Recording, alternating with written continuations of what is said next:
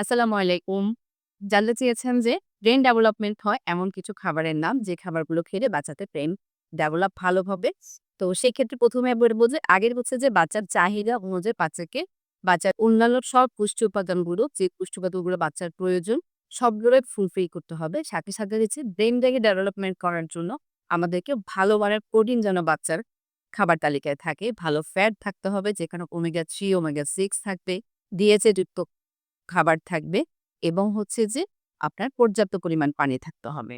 Colourful রঙিন শাকসবজি থাকবে এবং গাঢ় সবুজ কালার শাকসবজিও রাখার চেষ্টা করবেন। আপনি রাখতে পারেন ডিম রাখতে পারে, মুরগি রাখতে পারে, কলিজা রাখতে পারেন, বিভিন্ন ধরনের বিচি জাতীয় খাবার রাখতে পারেন। যেমন সেটা করতে পারে তিলের বীজ হতে পারে, মিষ্টি কুমড়ার বিচি, সূর্যমুখীর বিচি, বাদাম জাতীয় খাবার রাখতে পারেন এবং হচ্ছে যে মাছের মধ্যে ফ্যাটি ফিশ যেগুলো একটু তৈলাক্ত মাছ সেটা কি পড়বে? সেটার মধ্যে আমার ওমেগা 3 আছে, ওমেগা 6 আছে। এটা আমার ব্রেইন ডেভেলপমেন্ট করতে অনেক হেল্প করবে।